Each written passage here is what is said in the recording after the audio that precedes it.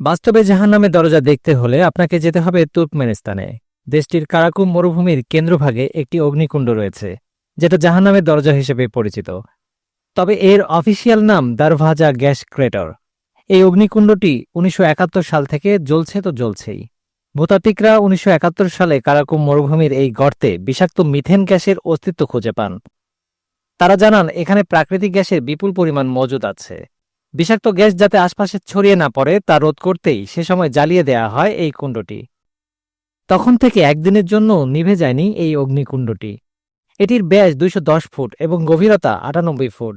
এই কুণ্ডটির কেন্দ্রে ফুটন্ত কাদা রয়েছে। রাতে এই কুণ্ডটির আভা এমনভাবে চারিদিকে ছড়িয়ে পড়ে যেন দূর থেকে মনে হয় এটি রূপকথার কোনো রাজ্যের প্রবেশ পথ। গর্তটি কিভাবে তৈরি হয়েছিল তা এখনও সবার অজানা। কিছু স্থানীয় ভূতাত্ত্বিক দাবি করেছেন যে এই গর্তটি ১৯৬০-এর দশকে সৃষ্টি হয়েছিল। অন্যরা দাবি করেন ১৯৭১ সালে সোভিয়েত ইঞ্জিনিয়াররা তেলক্ষেত্র হিসাবে এই স্থানটি খনন করেছিলেন, কিন্তু কয়েকদিনের মধ্যেই এটি ভেঙে পড়ে, যার ফলে গর্তটি তৈরি হয়। ইঞ্জিনিয়াররা বিষাক্ত গ্যাস নির্গমন রোধ করার জন্য সে সময় গর্তটি জ্বালিয়ে দেন। ২০১৩ সালে জর্জ কৌরিনিস প্রথম ব্যক্তি হিসেবে জাহান্নামের এই গর্তটির তলদেশে পা রেখেছিলেন। তিনি এক্সট্রিম মাইক্রোবায়োম প্রকল্পের জন্য মাটির নমুনা সংগ্রহ করেছিলেন। এই অবতরণের পৃষ্ঠপোষকতা করেছিল ন্যাশনাল জিওগ্রাফিক চ্যানেল। কৌরিনিস জানান, আমি এটাকে আগুনের এক সমাধিক্ষেত্র হিসেবে বর্ণনা করছি। যেদিকেই তাকাই সেখানেই হাজার হাজার ছোট ছোট আগুন।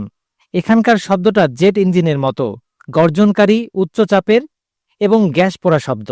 আর কোনো ধোঁয়াও ছিল না। এটি খুব পরিষ্কারভাবে জ্বলছে তো জ্বলছেই। সোভিয়েত পরবর্তী তুর্কমেনিস্তানে এই গর্তটি একটি প্রধান পর্যটন আকর্ষণে পরিণত হয়েছে। তুর্কমেনিস্তানের রাজধানী আশাখাবাদ থেকে প্রায় ২৬০ কিলোমিটার উত্তরে এই গর্তটির অবস্থান। Express news desk.